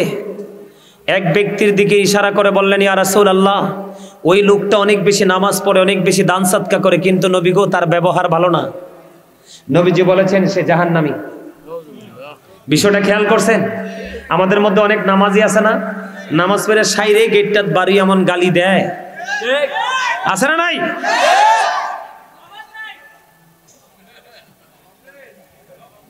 এগুলো হাসির জিনিসটা, বোঝার জিনিস। আপনি অনেক বেশি দানও করলেন, অনেক নামাজও পড়লেন, কিন্তু ব্যবহারটা সুন্দর করতে পারলেন না। নবীজি বলে দিয়েছেন তার ঠিকানা কোথায়? আরেকজনের দিকে ইশারা করে নবীজি বললেন, ইয়া রাসূলুল্লাহ, ইয়া রাসূলুল্লাহ, নবী গো ওই মহিলাটা অনেক দান সাদকা করে না, অনেক বেশি নামাজও পড়তে পারে না, নবী গো তার ব্যবহার এত সুন্দর, এত মিষ্টি, তার ব্যবহার শুনলে কলিজা ঠান্ডা হয়ে যায় গো নবী। এবার আমার নবীজি বললেন ওই মহিলা জান্নাতি। যেরকম না সুবহানাল্লাহ। ব্যবহারও জান্নাতে যাওয়ার একটা দলিল, মাধুর্যতা জান্নাতে যাওয়ার একটা দলিল। এবার শোনেন, ব্যবহার কয়েক রকমের, অনেক রকমের ব্যবহার আছে। জুমার দিনে ব্যবহারটা কেমন করে করবেন জানেননি? মসজিদের সাথে ব্যবহার কেমন করে করবেন জানেননি? জুমার দিনে সবার আগে আসবেন, কি করবেন? অন্য সপ্তাহে অন্য দিনে যে জামাগুলো পরেন এই জামাগুলোর তুলনায় স্মার্ট পোশাক পরবেন, উত্তম রূপে গোসল করবেন, বাকি 7 দিনের তুলনায় বেশি করে সুন্দর করে গোসল করে পাজামা পাঞ্জাবি লাগাই আতর লাগাই মসজিদে যাবেন। নবীজি বলেছেন এটা হলো জুমার দিনের ব্যবহার। যেই ব্যক্তি সবার আগে মসজিদে যাবে এবং সবার পরে বের হবে, তার বাড়ি যাইতে যতগুলো কদম লাগবে প্রত্যেকটা কদমের বিনিময়ে 1 বছরের নফল ইবাদতের সওয়াব দেওয়া হবে। ব্যবহার ভালো করলে লাভ না? এখন আপনি ঘর তুলবেন, আপনি অনেক কোটিপতি, আপনার পাশে একজন আছে তার 500 টাকাও নাই। নবীজি জানিয়ে দিয়েছেন তুমি ঘর উঠাবার ড্রয়িং করেছো, প্ল্যানিং করে ফেলেছো, নিজে নিজের মতো করে ঘর উঠাইও না। তোমার পাশে যে দুস্থ মানুষটা আছে তাকেও তুমি নিয়ে আসো, এনে তার সাথে পরামর্শ করে তুমি বাড়িটা বানাও। কারণ তোমার বাড়ি বানানোর পরে তোমার শান্তি যেমন 50 বা 100 বছরের জন্য স্থায়ী হয়ে যাবে, কোনো কারণে যদি তোমার পড়োশীর অসুবিধা হয় তার অসুবিধাটাও 100 বছরের অসুবিধা হবে। বাড়ি বানানোর সময় আপনার ব্যবহার হইতে হবে এমন, তুমি তার সাথে পরামর্শ করে ডিজাইনটা চেঞ্জ করে ফেলো, তুমিও সুখী হও, ওরেও সুখে রাখো। কারণ দুনিয়াটা চিরজীবন থাকার জায়গা না। আগেকার যুগের মানুষের তুলনায় এখনকার মানুষ তাড়াতাড়ি মারা যায়, ঠিক কিনা বলেন? আগেকার যুগের মানুষ যেইভাবে খাইতে পারতো এখনকার মানুষ সেইভাবে খাইতে পারে না। সব কিছু বন্ধু ছোট হয়ে এসেছে, ঠিক কিনা বলেন? আপনি যদি দান করতে যান ব্যবহারটা কেমন হবে? মা আয়েশা প্রশ্ন করলেন, ইয়া রাসূলুল্লাহ আমার 2 জন পাড়া প্রতিবেশী, আমি কাকে আগে দিব? দেওয়ার ক্ষেত্রে ব্যবহারটা এমন হতে হবে। নবীজি বলেছেন যার ঘরটা তোমার খুব কাছে তুমি তাকে আগে দাও। সুবহানাল্লাহ বলেন না? প্রতিদিন যখন রান্না করবেন নবীজি বলেছেন তুমি ধনী মানুষ, তরকারিতে ঝোল একটু বাড়াইয়া দাও। নবী গো কেন? কারণ তুমি গোশত দিয়ে খাবে, তোমার বাড়ির পাশে শুটকি কেনার ক্ষমতা নাই, তুমি এমন ভাবে ঝোল একটু বাড়িয়ে দাও তুমি যেন তার ঘরেও একটা বাটি পৌঁছে দিতে পারো। বলো হুজুর মানুষকে খাওয়ায় লাভটা কেমন? আমার দিকে তাকান। আল্লাহর হাবিবের কাছে একদিন এক ক্ষুধার্ত ব্যক্তি মেহমান হয়ে আসলেন, ইয়া রাসূলুল্লাহ আমার পেটে খিদা নবী গো। নবীজি তখন সঙ্গে সঙ্গে ওনার এক বিবির কাছে খবর পাঠালেন, বিবি রে ঘরে কিছু আসেনি আমাকে জানাও। এবার বিবি উত্তর দিলেন, নবী গো ঘরে পানি ছাড়ার কিছু নাই গো। এবার কি করলেন বন্ধু? বিবির কাছ থেকে আরেকটা বিবির কাছে খবর পাঠালেন। ওই বিবি উত্তর দিলেন, ইয়া রাসূলুল্লাহ নবী গো ঘরে পানি ছাড়া কিছু নাই গো, কি দিব গো নবী? এবার আমার নবীজি উপস্থিত সাহাবায়ে কেরামদেরকে ডাক দিয়ে বললেন, সাহাবীরা রে এখানে আমার কাছে মেহমান আছে রে সাহাবীরা, তোমরা কে আছো রে? তার দায়িত্বটা আজকের জন্য নিবা। আবার একজন আনসারী সাহাবী দাঁড়িয়ে গেল, ইয়া রাসূলুল্লাহ আমি নিব। নবীর কাছ থেকে নিয়ে বন্ধু চলে গেল। নিয়ে যখন চলে গেল, নিয়ে চলে যাইতে বন্ধু ওই আনসারী সাহাবী তার বাড়ি গেল। যাইয়া বিবির একটা ডাক দিয়ে বললেন, বিবি রে আমি আমার প্রাণে নবীর কাছ থেকে আজকে চাইয়া একটা মেহমান আনছি, বিবি ঘরে কোনো কিছু আসেনি রে, খাবার দাও না। এবার বিবি একটা ডাক দিয়া বললেন, স্বামী গো আমাদের ঘরে যে খাবার আছে, আমাদের ঘরে যে ছোট্ট একটা বাচ্চা আছে, ওই বাচ্চাটার খাবার ছাড়ার কোনো খাবার নাই। এবার আনসারী সাহাবী একটা ডাক দিয়া বললেন, বিবি গো সন্ধ্যা যখন হবে গো প্রদীপটা নিভাইয়া দিও। প্রদীপটা নিভাইয়া কি করবা? বাচ্চাটাকে ঘুম পাড়াইয়া দিও। এই বাচ্চার খাবারটা আজকে মেহমানকে খাওয়াবো। বন্ধু যেমন স্বামী বলল তেমন বিবি করলেন। বাচ্চাটাকে রাত্রে আজকে খাবার দিল না, বাচ্চাটাকে ঘুম পাড়িয়ে দিল। ওই খাবারটা মেহমানকে খাওয়ায়া দিল। সকাল যখন হলো আনসারী সাহাবী ওই নবীজির হুজরা মুবারকের দিকে দৌড়ে যায়। নবীজি আনসারী সাহাবীকে দেখে দেখে হাসে, ইয়া রাসূলুল্লাহ নবী গো মিষ্টি হাসির কারণ কি? আমার নবীজি একটা ডাক দিয়ে বলল, আমার নবীজি বলতেছে মিষ্টি হাসির কারণ হলো তুমি গত রজনীতে ওই মেহমানের সাথে যে আচরণ করেছো, এই আচরণে আমার আল্লাহ অনেক বেশি সন্তুষ্ট হয়েছে। এই খবর আমি পেয়ে গেছি, এই জন্য তোমাকে দেখে আমি মিষ্টি হেসেছি। সুবহানাল্লাহ, নারে তাকবীর, আল্লাহু আকবার, নারে রিসালাত, ইয়া রাসূলুল্লাহ। তেতইয়ারের পক্ষ থেকে শুভেচ্ছা হযরত মাওলানা গাজী সুলাইমান আল কাদরী সাহেব, জিন্দাবাদ জিন্দাবাদ। আলহামদুলিল্লাহ বলেন। আলহামদুলিল্লাহ। ছোট্ট আরেকটা হাদিস শরীফ বলে শেষ করে দিব। আমি যদি ব্যবহার নিয়ে আলোচনা করি সারা রাত পার হবে, কিন্তু আলোচনা শেষ হবে না। ব্যবহার মানুষের জীবনে এত বড় একটা অমূল্য সম্পদ। তবে সব জায়গায় একই রকম ব্যবহার হয় না। স্টেজ অনুযায়ী, সোসাইটি অনুযায়ী ব্যবহারও চেঞ্জ হয়, ঠিক না বলেন? ছোট্ট একটা হাদিস, নবীজির কথা মানলে কত বরকত হয়। এদিকে তাকান, এই কথা বলো কেন তোমরা? কথা বলো না, আমরা শেষ করে দিচ্ছি। ছোট্ট একটা হাদিস, বন্ধু আমার দিকে তাকান।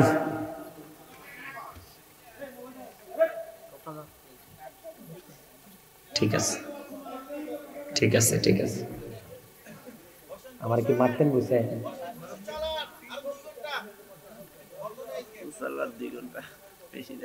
এই চাচা এবং আপনি আমার ভাই হইবেন, আপনাদের দুজনকেই ধন্যবাদ। আপনাদের এই আচরণে বোঝা যায় আপনার আল্লাহ রাসূলের প্রেম কলিজায় আছে। সুবহানাল্লাহ বলেন। এইভাবে যদি প্রত্যেকটা সময় যদি আপনারা রুখে দাঁড়াতে পারেন, তাহলে সমাজ একদিন অনেক এগিয়ে যাবে। যারে অমুকের সামনে ঘটনাটা ঘটছে, ও তো কিছু বলে না, আমিও বলবো না, এটা কখনো নিজের মাথায় আনবেন না। কারণ কি জানেন? এই সুবাদে একটা হাদিস বলি, ছোট্ট একটা হাদিস। নবীজি বলেছে, দেখেন আমাদেরকে নবীজি কেমন ভাবে শিখিয়েছেন। নবীজি বলেছেন, একটা নদীর উপর দিয়ে আমরা এক অজানা গন্তব্যের দিকে রওনা দিলাম। হাদিসের মূল ভাষাটা আমি বোঝাচ্ছি। তো নৌকাটা হলো, জাহাজটা হলো দোতলা। কয়তলা? দোতলা। লটারির মাধ্যমে একটা পার্টি নিচতলায় জায়গা পেয়ে গেল, আর আরেকটা পার্টি দোতলায় জায়গা পেয়ে গেল। এখন আপনার পানির ব্যবস্থা দ্বিতীয় তলায়। কত তলায়? পানির ব্যবস্থা বন্ধ দ্বিতীয় তলায়। নবীজি কেমন ভাবে শিখায় দেখেন। এখন দ্বিতীয় তলায় যারা আছে, নিচতলায় যারা আছে, তারা মনে মনে ভাবলো, যদি বারবার আমরা কেন উপরের তলায় যাব? জাহাজটা তো পানি দিয়ে চলছে। কোন দিক দিয়ে? আমরা যদি নৌকাটাকে ফুটো করে দেই অথবা জাহাজটাকে যদি ফুটো করে দেই, পানি তো আমাদের হাতের নাগালেই। আপনারা বলেন, নৌকা বা জাহাজের টলারের নিচে দিয়ে যদি ফুটো করা হয়, কেউ কি বাঁচবে? নবীজি বলে দিয়েছেন। ওই তাদের দুজনকে দেখে হাদিসটা বলতেছি। নবীজি বলে দিয়েছেন, নিচতলার মানুষ যদি দোতলায় যেতে হবে পানির জন্য, এই পেরেশানির কারণে, কষ্টের কারণে যদি তারা মনে মনে ভাবে যে আমরা আর দোতলায় যাব না, নিচতলায় আমাদের নৌকার তল নিচে দিয়ে আমরা ফুটো করে দিব, ছিদ্র করে দিব, এখান থেকেই পানি পেয়ে যাব। নবীজি বলেছেন, এই সময় এই নৌকাটাকে ফুটো করার সময় আশেপাশে যারা আছে অথবা দ্বিতীয় তলায় যারা আছে, তারা এসে যদি কি করতে না পারে, তারা এসে যদি যিনি ফুটো করতে গিয়েছে তার হাত যদি শক্ত করে ধরে ফিরাইতে না পারে, তাহলে নিচতলা এবং দ্বিতীয় তলার সবাই মারা যাবে। ঠিক তেমনি ভাবে সমাজে যারা অন্যায় করে, দেখে দেখে যারা প্রশ্রয় দেয়, তাদের অবস্থাও ঠিক তেমন হবে। আপনার আমার প্রাণের নবী বলেছেন, হাদিস শরীফের মধ্যে এসেছেন, আল্লাহ জিব্রাইলকে পাঠালেন একদিন, জিব্রাইল যাও যাও অমুক অমুক শহর তুমি উল্টে দাও, ধ্বংস করে দাও। জিব্রাইল চলে গেলেন ধ্বংস করার জন্য। এবার জিব্রাইল ধ্বংস করার জন্য যখন চলে গেলেন, ওখানে গিয়ে দেখলেন জিব্রাইল এমন একজন আল্লাহওয়ালা লোক আছে, এমন একজন বুজুর্গ লোক আছে রে বন্ধু, যে জীবনে একটা মুহূর্তের জন্য আল্লাহর নাফরমানি করে নাই, ইবাদত ছাড়ে নাই। জিব্রাইল একটা ডাক দিয়ে বললেন, নবী গো, ওগো নবী। আল্লাহ জিব্রাইল ডাক দিয়ে বলেন, আল্লাহ তুমি যে আমাকে পাঠিয়েছো অমুক অমুক শহর ধ্বংস করার জন্য, উল্টে দেওয়ার জন্য, আল্লাহ এখানে এসে দেখলাম তোমার একজন প্রিয় বান্দা জীবনেও সে তোমার হুকুমকে অমান্য করেনি। আল্লাহ কয়, জিব্রাইল বলতেছে, আল্লাহ আমি কি তাকে সহ ধ্বংস করে দিব? আল্লাহ বললেন, হ্যাঁ তুমি তাকে সহ ধ্বংস করে দাও। খেয়াল করছেন বিষয়টা? সে অনেক আমল করে, ইবাদত বন্দিগি করে, তাকে সহ তুমি ধ্বংস করে দাও। এবার আমার আল্লাহ ডাক দিয়ে যখন বলল ধ্বংস করে দাও, আল্লাহ গো কেন আমি তাকে সহ ধ্বংস করে দেব? আল্লাহ বললেন, তার চোখের সামনে দুনিয়ায় অনেক অন্যায় অপরাধ হয়েছে, কিন্তু সে কোনোদিন প্রতিবাদ করে নাই। আপনার মন গড়া মতে চলার কোনো সুযোগ নাই। আপনি তাকে হাতের জোর থাকলে হাত দিয়ে প্রতিহত করেন, টাকার জোর থাকলে টাকা দিয়ে প্রতিহত করেন। কি করেন? যদি কোনো শক্তি নেই, আপনি ঘৃণা ভরে তার দিকে থুতু নিক্ষেপ করেন, তারপর আপনি ইমানদার হয়ে যেতে পারবেন। আমি বলছিলাম একটা হাদিস বলে শেষ করে দিব। হযরতে আবু হুরায়রা রাদিয়াল্লাহু তাআলা নবীজির কথা মানলে যে লাভ, এটা বুঝাচ্ছি। হযরতে আবু হুরায়রা পেটের খিদায় অস্থির হয়ে একদিন রাস্তায় নেমে আসলো। হযরতে আবু হুরায়রার নাম শুনছেন না? অসংখ্য হাদিসের রাবি তিনি বন্ধু, অগণিত হাদিসের রাবি হলেন আবু হুরায়রা। অস্থির রাস্তায় নাইমাইছি, এক পেয়ালা দুধ তো আমারই হবে না, আবার আমার নবী কয় সুফফাবাসীদেরকে ডাইকা নিয়ে আসতাম। সুবহানাল্লাহ বলেন না? কিন্তু আবু হুরায়রা বলতেছে নবীজির কথা অমান্য করা যাবে না। গেলেন সুফফাবাসীদেরকে ডাইকা নিয়ে আসলেন। ডাইকা আস্তে আস্তে আস্তে আস্তে বন্ধু, আস্তে আস্তে আস্তে আস্তে আস্তে আস্তে সবাইকে বন্ধু নিয়ে আসলেন। নবীজি একজন একজন করে দুধ দিচ্ছেন আর তারা পেট ভরে দুধ পান করে চলে যাচ্ছেন। সব সুফফাবাসী দুধ পান করে চলে গেল। এরপরে সর্বশেষে নবীজি আবু হুরায়রাকে বলল, আবু হুরায়রা আসো, দুধ পান করো। তিনি দুধ পান করলেন। নবীজি বললেন আরো পান করো। আয়েশা আবার পান করলেন। নবীজিকে বললেন আরো পান করো, আরো পান করলেন। নবীজি বললেন আরো পান করো। কই নবী গো, এত বেশি পান করে ফেলেছি, পেটে আর 1 ইঞ্চি পরিমাণ জায়গা নাই। সুবহানাল্লাহ বলেন না? আরে আরো জোরে। খাবারে লবণ না দিলে খাওয়া যায়? কেন? স্বাদ নাই। খাবারে লবণ না দিলে যেমনি স্বাদ হয় না, স্বাদ না হইলে যেমনি খাওয়া যায় না, ঠিক তেমনি আল্লাহ রাসূলের প্রেমিক না হইলে আমল মজা লাগে না, আর আমল মজা না লাগলে কখনো আমল করার মনেও চায় না। ঠিক কিনা বলেন? আমল করার আগে প্রেম শিখবেন। দেখছেন নাকি প্রেম? সকল সুফফাবাসীদেরকে খাওয়ালো, পরে আবু হুরায়রাকে ইচ্ছে মতো খাওয়ালো। সর্বশেষে আপনার আমার প্রাণে নবী বন্ধু দুধ পান করলো। জোরে জোরে সুবহানাল্লাহ। গজল একটা চলবো নি? ইনশাআল্লাহ চলবে। আমার লেখা আমার সুর গাইবেন? সবাই গাইবেন ইনশাআল্লাহ। সিএম তো এদিকে নিয়ে আসো। কোথায়? কাছাকাছি। ও আচ্ছা আচ্ছা। আমার লেখা, আমি গজলটা খুব আবেগ নিয়ে লিখেছিলাম। আপনারা পারলে আমার সাথে একটু গাইবেন, রাজি আছেন? আমার ওয়াজে আপনারা কিছু বুঝতে পারছেন নি? আমি যে একটার পরে ছোট্ট ছোট্ট টপিক ভাবছিলাম, 2টো টপিকস নিয়ে আলোচনা করবো, কিন্তু অনেকগুলো হয়ে গেছে। আপনারা খুশি হয়েছেন? আমি ভাবছিলাম আপনাদের এলাকার মানুষ একটু শক্ত না, অনেক নরম। অনেক মানুষ আসছে না? মোটামুটি আর কিছু আসলে পুরো প্যান্ডেলটা ফিল আপ হয়ে যাবে। আলহামদুলিল্লাহ বলেন। এই তো যে সুন্দর নূর নবীজি, নামটি মধুমাখা, তুমি ছাড়া শূন্য জীবন, আমি যে বড় একা। এই তো যে সুন্দর নূর নবীজি, নামটি মধুমাখা, তুমি ছাড়া শূন্য জীবন, আমি যে বড় একা। পাগল পাড়া মনটায় আমার খুঁজে দিবানিশি। মারহাবা বলেন না? প্রেমিক ছিলেন হাবুশের বেলা, চেহারা তার কালো, হৃদয় জোড়ে ছিল গো রাসূল তোমার প্রেমের আলো। নবীর প্রেমের ইতিহাসে বলেন, নবীর প্রেমের ইতিহাসে এই নামটি আছে লেখা। একটু যে সুন্দর নূর নবীজি, নামটি মধুমাখা। মারহাবা। সুন্দর না? নবীজির যে নামটা, এটা নূর না? এটার ভিতরে মধু না? আপনি এই নামের প্রেমে পড়ে দেখেন, আপনার জীবনটাই হয়ে যাবে মধুময়। কেমন মধুময় যাবেন? কেউ যদি জুমার দিনে নবীকে ভালোবেসে 80 বার দুরূদ পড়ে, নবী বলছে তার সগীরা গুনাহ 80 বছরের মাফ। কেউ যদি প্রতিদিন রাসূলকে ভালোবেসে মাত্র 1000 বার দুরূদ পড়ে, নবীজি বলেছেন সে জান্নাত না দেখা পর্যন্ত তার মরণ হবে না। এখানে আমাকে বলা হয়েছে, হুজুর কোরআন শরীফ ধরে মিথ্যা বললে কি শাস্তি, দয়া করে বলবেন। আরে কোরআন শরীফ ধরন লাগতো না তো, মিছা কথা এমনিই তো পাপ। সকল পাপের প্রসূতি হলো মিথ্যা। কি সকল অপরাধের মূল হলো কি? মিথ্যা। মিথ্যাবাদী যারা তারা হলো মুনাফিক, আর এই মুনাফিকদের ঠিকানা হলো জাহান্নামের একেবারেই নিকৃষ্ট স্থান, সর্বনিম্ন জায়গা। আর আমি আপনাদেরকে বলি, অনেকে কিন্তু খামখেয়ালি করে করে মিথ্যা বলে ফেলে না। আসেন দৌলতপুর, কন আসিতে তুইয়ারা, মোবাইলে কয় না এরকম কথা বলে না কেন? নবীজি বলেছেন, মানুষ হাসতে হাসতে এমন অপরাধ করে ফেলে মাসজিদ থেকে মাগরিব পর্যন্ত জাহান্নামের দিকে এগিয়ে যায়। তার মানে পৃথিবীর এক প্রান্ত থেকে আরেক প্রান্ত পর্যন্ত যতটুকু ডিস্টেন্স, অতটুকু সমপরিমাণ জায়গা মানুষ জাহান্নামের দিকে এগিয়ে।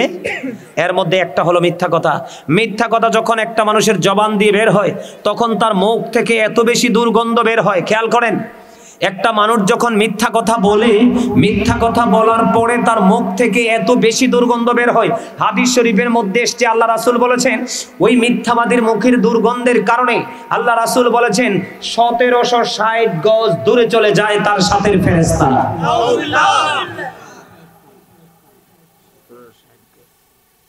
1760 গজ দূরে চলে যায় ফেরেশতারা।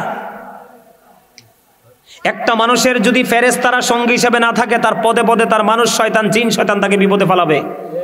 আপনি কি মনে করছেন আপনার গায়ের জোরে আপনি নিরাপদ? না, আপনাকে সিকিউরিটি দিচ্ছে আল্লাহর প্রদত্ত নিয়ামত ফেরেশতারা আপনাকে। কথা কি বুঝতে পারছেন? কিসের জন্য কালেকশন মনু এদিকে অনকার মানুষ করে?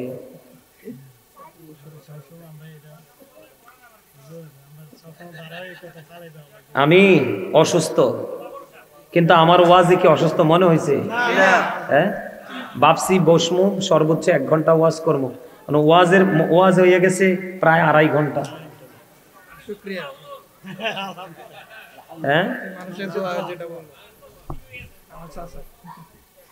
চাচা, আপনারা সবাই খুশি তো? আমার কষ্ট হচ্ছে, আমি কিন্তু কারো বাড়িতে কিছু খাই না। আমি মাছ, গোস্ত, সুস্বাদু কোনো খাবার আমি খাই না। 12 মাস শাকসবজি খাই একমাত্র নিজের ঘরে। আমার জীবনের রেকর্ড আছে, কয়েকটা জায়গা থেকে আমি মাহফিলে যাইয়া ফিরে আসছি। কেন জানেন? কারণ আমি অতটুকু পরিমাণ খাবার খাই, এই খাবারটা খেয়ে আমি টাইম হিসাব করে স্টেজে উঠি যে এই সময় পর্যন্ত আমি স্টেজে থাকতে পারবো।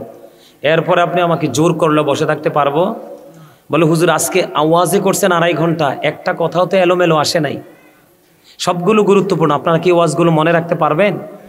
আমার এই কথাগুলোকে মনে রাখতে পারবেন?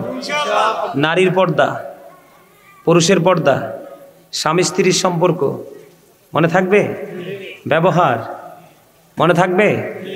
মনে রাখবেন ইনশাআল্লাহ। এগুলো মনে রেখে চলবেন। ব্যবহার, মানুষকে সুন্দর করে খাওয়াবেন, পড়াবেন, তৌফিক থাকলে যতটুকু করবেন, এগুলো আপনার ওপারে গেলে কাজে লাগবে। আমি কেন এতক্ষণ স্টেজে বসা জানেন? ওই যে আমার চাচা, ওনারা নাকি একবার হুজুর দাওয়াত দিয়েছে, হুজুর নাকি আইসা 30 মিনিট ওয়াজ করে চলে গেছে। কি যে আইসা 30 মিনিট ওয়াজ করে চলে যায় সেই বড় বক্তা, নাকি এসে মানুষের হৃদয় পর্যন্ত পৌঁছার চেষ্টা করে লং সময় দিয়ে? এটা তো তৃণমূল পর্যায়ের ক্লাস। কেউ হ্যাঁ, এই মানুষ কি 30 মিনিট কথা বললে বুঝতো? হ্যাঁ কথা বলেন, বুঝতো? আজকে ফ্যাশন করতে করতে তো উনি আসার পরে দুঃখ শেয়ার করছে আমার সাথে। আলহামদুলিল্লাহ, আলহামদুলিল্লাহ, আলহামদুলিল্লাহ।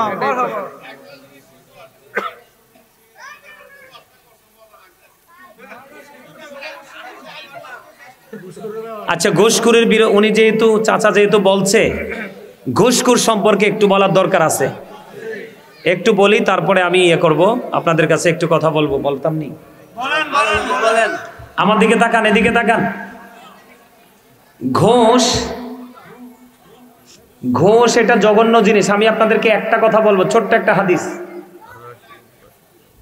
যারা ঘোষ খেয়ে অভ্যস্ত তাদের কাছে কিন্তু আপন পর নাই, কাছে এবং দূরে নাই। তারা সুযোগ পাইলেই ছবল, সুযোগ পাইলেই ছবল। আমি আপনাদেরকে এক্সাম্পল দেই, একবারে সহজ ভাষায় বোঝার জন্য। হাদিসের যে মূল ভাষা সেটা তো আর আপনি বুঝবেন না, আমি বুঝি, আমার এই ভাই বুঝবে, আরো আলেমুল আমারা বুঝবে। কিন্তু আপনাদেরকে বোঝানোর জন্য আমাদেরকে বিভিন্ন ভাষা কি করতে হয়? ইউজ করতে হয়। আমাদের গ্রামে, বাংলাদেশে বিশেষ করে একটা প্রচলন আছে, যারা ছাগল পালে, কি পালে? যারা ছাগল পালে আপনি দেখবেন বর্ষা যখন হয় ছাগল কিন্তু বাইরে নিতে পারে না। অনেক সময় কিন্তু আরেকজনের কাঁঠাল বাগান আছে, না বলে কিন্তু কাঁঠালের ডালা কেটে নিয়ে আসে, আর না আস্তে করে পিছন দিয়ে কি করে ছাগলকে দেয়, ছাগল পেট ভরে খাইয়া ঘুমায়। এখন গাছ তো লাগাইছে রহিমে, আব্দুর রহিম, এখন কাঁঠাল গাছের ডালা চুরি করছে আব্দুল জলিল। কথা কন না কেন? চুরি করছেনি, এখন অনুমতি তো নাই। কেন অনুমতি নেই? যেই ডালা কাটছে হয়তো বৈশাখ জ্যৈষ্ঠ মাসে আবার 8-10টা কাঁঠাল ধরতো কিনা, আবার হয়তো বা না ধরতো, একটা তো হতো। কিন্তু উনি যে এই যে গাছের ডালাটা কেটে আনছে, শুধু এই গাছের ডালাটা, নবীজি বলেছেন গাছের ডালা পরিমাণ ঋণও যদি কেউ কারো কাছে পাওয়া না থাকে তার ঠিকানা জাহান্নাম। আরো জোরে কোন। এই আমি আপনি চাচার কথার উপাধি ভিত্তি করে বলছি, কাল হাসরের ময়দানে সবচেয়ে বেশি গরিব, সবচেয়ে বেশি মিসকিন হবে ঘুষখোররা। ওমা নাউজুবিল্লাহ কন না কেন? কিন্তু নামাজও পড়বে, রোজাও করবে, হজও করবে। এখন কিন্তু বাংলাদেশ থেকে ম্যাক্সিমাম সুদখোর হজে যায়।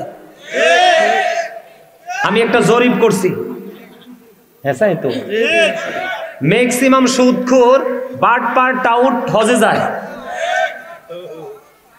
আপনাদের এলাকায় আছে কিনা জানি না, আমার দেখা আমার সাথে শোনেন, আমি হজে গেছি, আমি 2021-এ গেছি হজে। মদিনার মক্কার হেরেমে বসে বসে হেতে রাজনীতির আলাপ করে, আপনি কি বলবেন আমাকে? আমি দেখছি রমজান মাসে আমি উমরাতে গিয়েছি 2021-এ, উমরাতে গেছি, যেদিন শেষ রোজা রেখেছি, শেষ রোজার দিন আরব সাগর পারে আমরা ইফতার করছি। আরব সাগর পারে যখন ইফতারি করেছি, ইফতার করার পরে আমরা ফিরার পথে দেখলাম এত বিশাল মদের আস্তানা, অনেক পাকিস্তানি, বাংলাদেশি, অনেকেই এই মদ খাওয়ার আস্তানা। কত ভিআইপি জানেননি? এইভাবে আপনি হেলান দিয়ে আসেন, কিছু কিছু নাই তো, এমনি হেলান দিয়ে এইভাবে টানতে পারবেন, সামনে নাক বরাবর টিভি। এরাও তো হাজি। আরেকটা দেখি মক্কার হেরেমে বয়ে বয়ে ফোন দিয়ে কইতেছে, বাড়িতে মানুষ টাকার গেলে 20 টাকা নোট দিও। মানে নোংরামির কোনো শেষ নাই। আমার দিকে তাকান, এই দুনিয়াতে ঘুষখোররা মানুষকে বেশি আঘাত করে না? আপনি দেখবেন হিসাবে না বললে গুচ্চুর করে একটা মাইরা দিব কি দিব না? এরা হবে কিয়ামতের দিন। নবীজিকে যখন প্রশ্ন করা হলো, নবীজি উত্তর দিয়েছিলেন যে সবচেয়ে বেশি ঘুষখোর হবে তারা, আর সবচেয়ে বেশি মিসকিন হবে তারা। কারণ কি জানেন? তারার যত নামাজ রোজা আছে এগুলো কিন্তু তারা সবাইরে দিয়ে দিবে, কিন্তু এখনো পাওনাদার বাকি। এখনো পাওনাদার কি বাকি? এখন পাওনাদারের ঋণ পরিশোধ করবে কিভাবে? এখন আল্লাহ রাব্বুল আলামিন একটা ব্যবস্থা করে রাখছে, নবীজি জানাই দিছে। কেমন ভাবে জানাই দিছে জানেন? আল্লাহ রাসূল বলেছে, আপনার কাছে তো নেক নাই, নেক থাকলে না ঋণ পরিশোধ করতেন। আপনার কাছে তো পবিত্র আমল নাই, এখন আপনি যেই পরিমাণ নেক দিলে তার ঋণ শোধ হইতো, ওই পরিমাণ পাপ ঘুষখোরের কাঁধে আসবে যার উপরে ঘুষ খাইয়া জুলুম করছে ওর। নাউজুবিল্লাহ বলেন না? সবচেয়ে বড় দুঃখজনক খবর হলো, আল্লাহ রাসূল বলেছেন, কেউ যদি পৃথিবী 1 বিঘা পরিমাণ জায়গা, কয় বিঘা? 1 বিঘা পরিমাণ জায়গা যদি জোর জবরদস্তি করে যদি দখল করে, আল্লাহ রাসূল বলেছেন তাকে কাল হাসরের ময়দানে 7টা পৃথিবী তার গলায় মালা বানাইয়া ঝুলাই দেওয়া হবে। কয়টা পৃথিবী? আমার দিকে তাকান, আজকে তো পানিও রাখছে না। বোতল দাও, একটা দাও না, তারা দেয়। ফ্লাক্সটা দেস না, ফ্লাক্সটা দে, দিলে কিছু হইতো না, দে। এই দেন, এ লাগতো না। এটা কি ফ্লাক্স? ধরেন এটার ওজন 5 কেজি। কয় কেজি? এক্সাম্পল দিচ্ছি, এক্সাম্পল, একটা উদাহরণ। এটার ওজন কত? 5 কেজি। অবশ্য 5 কেজি হবে না, একটা কথার কথা বলছি। এটার ওজন 5 কেজি। আপনি কিন্তু হাতে নিয়ে হাঁটছেন, আপনি 2 কিলোমিটার হাঁটার পর এটার ওজন হবে 10 কেজি। কয় কেজি? আপনি 10 কিলোমিটার পর্যন্ত যেতে পারবেন, এটা হাত ছিঁড়ে যাবে। কথা বলেন না কেন? সম্ভব হবে? রাস্তা যত হাঁটবেন ওজন তত বাড়বে। ঠিক তেমনি কাল হাসরের ময়দানে ওই সমস্ত মানুষগুলোর গলায় 7টা পৃথিবী, এটা একটা পৃথিবী, 7টা পৃথিবী তার গলার মালা বানাইয়া ঝুলাই দেওয়া হবে, কিন্তু তাকে সেটা বহন করতেই হবে। লা ইয়ামুতু, মরার সুযোগ নাই। ফিহা ওয়ালা ইয়াহইয়া, বাঁচার সুযোগ নাই। ওমা হুম আনহাবি গায়বিন, পালাবার সুযোগ নাই। People will not die that day, people will not be able to live that day, people will not be able to escape that day. শেষ তো আজ আরে এনে ওয়াজ করি কিরে জানাচ্ছি, চাচার মনের দুঃখটা দূর করতাম। আর জীবনে বাচ্চা আইয়ার নাই, চাচা যেন কইতে পারে যে এই অসুস্থ একটা হুজুর এই ওয়াজ করে দিয়ে গেছে। মনে অনেক দুঃখ হয়েছে, কর্নারে বই রয়েছে, দেখেন এটা মনের ভিতরে এত কষ্ট, বুঝছেন নি? মনের ভিতরে এত কষ্ট, কোন হুজুরে বলা ইয়া ভালো করে ওয়াজ করে না, শুটিং করে চলে যায়। আজকে এই কারণে আমাদের সুন্নিয়তের বেহাল দশা। প্রত্যেক বছর আমি আপনাদেরকে হাত জোর করে অনুরোধ করে যাই, প্রত্যেক বছর অবজারভেশন করে হুজুর দাওয়াত দিবেন। এটা কোনো শুটিং এর জায়গা না, এটা জান্নাতের বাগান। এখান থেকে একদিনের ওয়াজ, এমনও মানুষ আছে একদিনের ওয়াজে তার সারা জীবনের জন্য শিক্ষা নিয়ে নিছে। এরকম মাহফিল আমাদের দরকার, কথা বলেন? এরকম মাহফিলের দরকার না? এরকম মাহফিলের দরকার। এদিকে তাকান, এই যে ঘুষখোরের কথা বলছেন, ঘুষখোরের জন্য খাবার বরাদ্দ আছে জাহান্নামে, শুনবেন? এই ঘুষখোরদের জন্য খাবার বরাদ্দ আছে জাহান্নামে। খাবারটার নাম হলো, কোরআনে এসেছে জাক্কুম। এটা কাঁটাযুক্ত একটা বিষাক্ত ফল। এটা যদি এই মুহূর্তে তেতুয়ারার জমিনে একটা ফোঁটা পড়ে, কয় ফোঁটা? একটা ফোঁটা যদি জাক্কুম পড়ে, আল্লাহ রাসূল বলেছে তাৎক্ষণিকভাবে গোটা পৃথিবীর মাটি বিষাক্ত হয়ে যাবে। কিন্তু তাকে খেতে বাঁচারও সুযোগ নাই, মরারও সুযোগ নাই, পালাবারও। বলে হুজুর আর কোনো কিছু আসেনি? আছে। আমার নবীজি বলেছেন, ওই যে বলেছি মর্দা মহিলার জন্য খাবার, তিনাতুল খাবাল বন্ধু, হৃদয় উজাড় করে শোনো। জীবনে আর কোনোদিন দেখা যদি না হয় ওয়াজের মাঠে, আজকের ওয়াজ যেন তোমার চিরজীবনের জন্য শিক্ষা হয়ে থাকে, সেই লক্ষ্যে আমি ওয়াজ করতেছি রে বন্ধু। ওই যে বলেছি মর্দা মহিলার জন্য একটা খাবার, তিনাতুল খাবাল। নবী গো, এটার নাম কি? নবীজি বলেছেন তিনাতুল খাবাল, এটা হলো জাহান্নামীর নিংড়ানো রক্তপুজ অথবা ঘাম। ওই ঘুষখোরদের জন্য আর একটা খাবার আছে। পৃথিবীতে মানুষ পানি ছাড়া বাঁচে না, তাদেরকে আল্লাহ রাব্বুল আলামিন বন্ধু এত উত্তপ্ত গরম পানি মাথায় ঢেলে দেওয়া হবে। মাথায় ডালতে দেরি পেটের মধ্যে ঢুকে যাবে, আর পেটের থেকে সব কিছু লিকুইড হয়ে বের হতে থাকবে, গলে যাবে গলে যাবে গলে যাবে, দুই রানের মধ্যখান দিয়ে বের হতে থাকবে। কান্নাকাটি করবে, চিৎকার করবে, কেউ তাদের সঙ্গী হবে না। কারণ আল্লাহ বলেছেন ওমালিজ জালিমিনা মিন আনসার, জালেমরা যখন বিপদে পড়ে যায়, জালেমদের জন্য আমার আল্লাহ কোনো সাহায্যকারী রাখে না। বুঝতে পারছেন? আশা করি আর ওয়াজের প্রয়োজন নাই। তবে একটা কথা বলি, বেশি বেশি করে নামাজ পড়বেন। কি করবেন? বেশি বেশি করে নামাজ পড়বেন। নামাজ মানুষকে সকল খারাপ কাজ থেকে বাঁচিয়ে রাখে। ইন্নাস সালাতা তানহা আনিল ফাহশাই ওয়াল মুনকার। এটা শীতের দিন না? হ্যাঁ, আমাদেরকে তাকান, শীতের দিন নেই, কয়দিন পরে দেখবেন তাল গাছ, নারকেল গাছ, সুপারি গাছ ছাড়া সব গাছের পাতা ঝরবে। ভুল কইছি? বল হুজুর এখানে গেলেন কেন হুট করে? আমার নবীজি শীতের দিনে বের হলেন, বের হওয়ার পরে চাইয়ে দেখে গাছের পাতাটা ঝরে ঝরে পড়ছে। হাদিসের রাবি হলেন হযরতে আবু যর রাদিয়াল্লাহু তাআলা আনহু।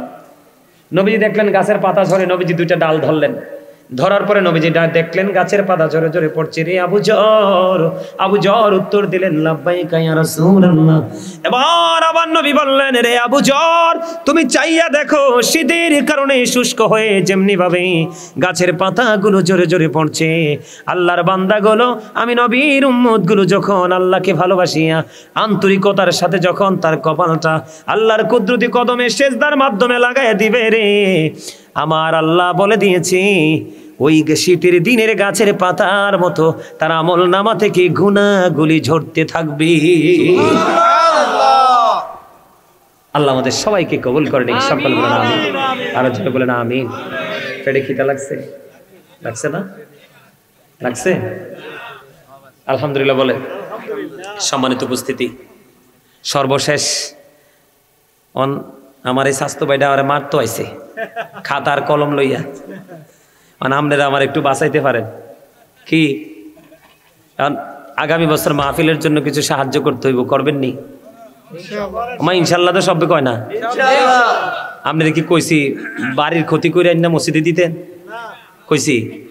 কইছি দান করতেন, তৌফিক অনুযায়ী করবেন, শেষ তো, ঠিক না? আপনি ইমানদার হইতে হইলে কিন্তু আল্লাহ যে দৌলত দিয়েছে এখান থেকে কিছু দান করতে হবে।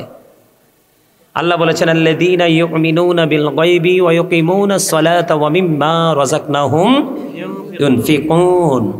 আল্লাহ বলেছেন সাবধানে ওরাই যারা অদৃশ্যে বিশ্বাস করে, সালাত কায়েম করে এবং আল্লাহ যে সম্পদ দিয়েছে তা থেকে যা দান করে। তাহলে ইমানদার হইতে হইলে দানও করতে হবে, নামাজও পড়তে হবে, অদৃশ্যে বিশ্বাসও, ঠিক কিনা বলেন? দান করবেন নি? সর্বপ্রথম কে দাঁড়াবেন আগামী বছর মাহফিলের জন্য? 1 নম্বরে আমি সর্বপ্রথম যে হুজুর আমি দিব 1 নম্বরে। মাশাআল্লাহ। আব্দুল হক কত? নাম বলবো না, নগদ দিয়ে দিছে। আল্লাহ গো, তোমার এই প্রিয় বান্দা, তোমার এক প্রিয় বান্দা কত? 500 টাকা। তোমার এক প্রিয় বান্দা নগদ দিয়ে দিয়েছেন 500 টাকা। আল্লাহ নাম বলতে নিষেধ করেছেন। আল্লাহ ওনাকে তুমি কবুল করো, জীবনের গুনাহ মাফ করো, হায়াতের মধ্যে বরকত দাও, আপন স্বজনের কবর আযাব তুমি বন্ধ করে দাও, দুনিয়ায় যারা বেঁচে আছে নেক হায়াত তুমি বাড়িয়ে দাও, আমিন। 5000 10000 করে দেওয়ার লোক আছে। হুদা 5000 10000 করে দিলে হইব? এটা সেক্রেটারি সাহেবের 10000 এক বস্তা চাউল। না আমি জোর করব না, না আমি জোর করব না, এটা হচ্ছে প্রেমের জিনিস। না না আমি জোর করি না, করি না।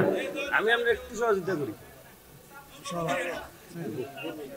হ্যাঁ হ্যাঁ প্রথমটা আমরা নেন না, প্রথমটা আমরা নেন না, আমি ওনার কথা আর বলবো না, আপনি তো প্রস্তাব করছেন। অন সবাই কোক কইতে কইতে কইতে কইতে নদীর মাছ বড়টা কিন্তু সবার পরে ধরা পড়ে। রাইট রাইট ঠিক আছে, ঠিক আছে, এটা নদীর বড় মাছ হিসাবে চিহ্নিত করে রাখলাম। ঠিক আছে, আলহামদুলিল্লাহ। কথা কন। আলহামদুলিল্লাহ। এরশাদ হ্যাঁ বলেন আপনি। আপনি মুর্শিদ আলম, এই মসজিদের ক্যাশিয়ার 10000 টাকা। খোরশেদ আলম ভাই কোথায়? একটু দাঁড়ান দাঁড়ান। এই মসজিদের ক্যাশিয়ার। মারহাবা মারহাবা, আলহামদুলিল্লাহ বলেন। আল্লাহ গো, আল্লাহ খোরশেদ আলম সাহেব এই মসজিদের ক্যাশিয়ার সাহেব আগামী বছর মাহফিলের জন্য দিবেন 10,000 টাকা। মারহাবা। আল্লাহ ক্যাশিয়ার সাহেবকে তুমি কবুল করো, জীবনের গুনাহগুলি মাফ করো, হায়াতের মধ্যে তুমি বরকত দিয়ে দাও, আপন স্বজন যারা কবরে প্রত্যেকের কবর আযাব তুমি বন্ধ করে দাও, আমিন। মাসুক মাসুক মাসুক মাসুক মিয়া। দাঁড়ান দাঁড়ান, দাঁড়াবেন, ফেরেশতারা আছে তো, সিসিটিভি দিয়া এটা রেকর্ড করা হচ্ছে, দাঁড়াবেন।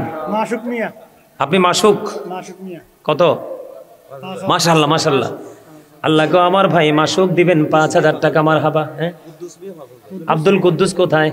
দাঁড়ান দাঁড়ান, যে দিবেন দয়া করে একটু দাঁড়াবেন। আল্লাহ তোমার এক প্রিয় গোলাম আব্দুল কুদ্দুস সাহেব তিনি দিবেন 5,000 টাকা। মারহাবা।